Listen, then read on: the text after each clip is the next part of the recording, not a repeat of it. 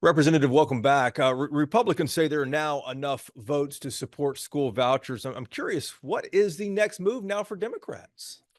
Well, this bill still has a long way to go. Both bills, actually, HB2 and HB3, which are two separate bills talking about reworking the way we fund education in the state of Texas. And I know that HB3 has a lot of co-authors on it, but this bill is still in its infancy. It still has to make it through committee, through a calendar committee. It has to have a debate on the House floor, and it's got to go over to the Senate. And the Senate version of this voucher bill and the House version of the voucher bill look very, very different.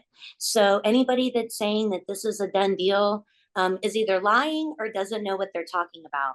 So we still have a very long way to go when we're talking about educating 5.5 million kids in our public schools.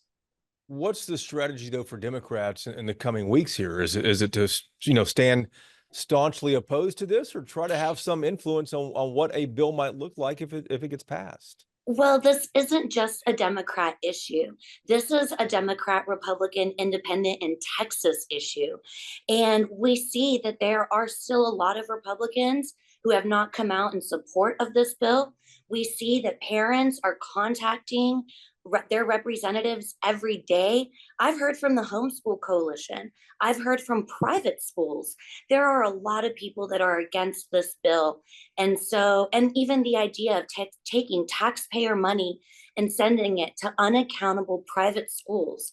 So like I said, have a long way to go. I know that there are some people that have jumped the gun and put their name on this bill, but Yeah. I'm sure that they're going to hear from their constituency, especially my colleagues in the rural districts. There is a long way to go before something gets passed, if it gets passed. But what do you think Democrats will be doing in the coming weeks? Well, Democrats are doing the same thing Republicans are doing. We're having conversations, not just with our colleagues and other members, both in the House and Senate, but we're having community conversations. I went back into my district and held a town hall and talked to my constituents about what this bill does and if they want me to vote for something like this. And out of the hundreds of emails that I've received that came into my office, the conversations that I've had with my community, they are still a strong no on sending their money to unaccountable private schools. They say that this bill is going to help people who are impoverished in our state, but this bill does not have any money in it to make sure that parents can afford the high tuitions of public or of private schools in their districts, if they can afford the transportation, and if they can afford the extracurricular activities that all carry an extra cost when you send your kid to a private school.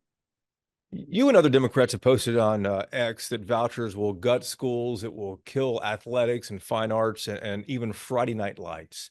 Tell me how so. Well, look, I don't have to tell you that Texas football is a culture in and of itself. They've made movies and TV shows about it.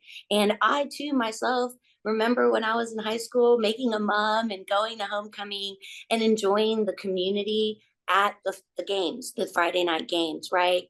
And so we have heard from our teachers, we have heard from the Texas High School Coaches Associations that they are afraid that if we roll back funding for our public schools, we are going to see massive cuts.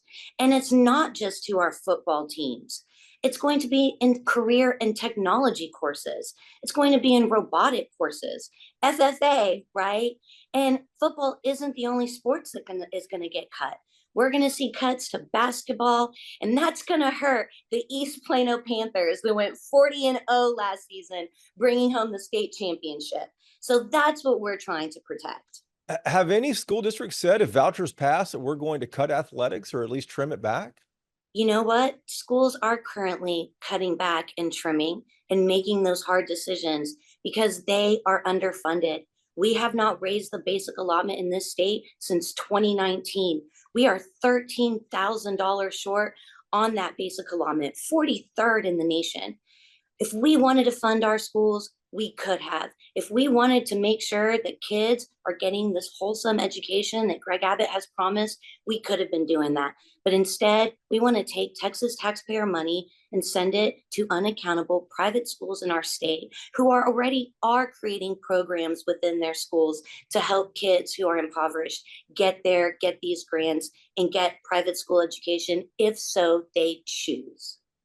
If this bill is inevitable and vouchers, end up getting enough votes, do you expect Democrats are going to try to influence the bill at all, or just vote no on it altogether, or influence it and try to have some say about what it includes? Well, Democrats are going to have some say about what it includes. And, every good debate and every good bill on the House floor is going to have amendments and they are going to have conversations because we need to make sure that bills like this accommodate schools all the way from McKinney to McAllen, right?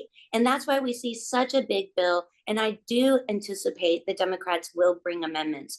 But once again, this is not just about Democrats. Republicans too have concerns about how these bills will affect their urban districts. So I'm sure we're going to see both Republican and Democrats bringing amendments to try to make this bill a better bill for their districts. A couple of last quick questions here. House Bill 2 is a school funding bill. House Bill 3 is a school voucher bill. How do you expect vouchers to impact school funding? Well, it is going to impact school funding, especially for districts like mine in Plano ISD, Frisco ISD. These are districts that pay into the recapture system. And we have already seen 180 school districts that are impacted by recapture. And so we're going to see recapture payments going up. We're going to see property taxes directly going up. So yeah, I anticipate that we're going to see massive changes in our community if we implement a voucher program, just like our neighbors in Arizona did. And I encourage all our viewers to go and research what has happened in Arizona after they passed their universal voucher bill. There's another effort in Washington, D.C. right now to eliminate the U.S. Department of Education. The idea that Republicans have is to give that federal grant money directly to states and let states distribute it. I'm curious how you think this would impact Texas if it happened. I think it's going to have devastating effects. Look, when we look at the numbers that my colleagues who support school vouchers putting out, they're adding a lot of federal money to those numbers. And so if we're going to be cutting out some of this federal money or changing the weights and allotments of what the state of Texas is getting, we might see even lower per pupil funding that we're currently seeing. So I'm going to be watching this very closely. And yeah, I do have concerns and hopefully we don't do away with the Department of Education and we don't do away with the federal funding that Texas really relies on, especially for our kids with disabilities. Representative, always good to see you. Thank you. The pleasure was all mine. Have a great day.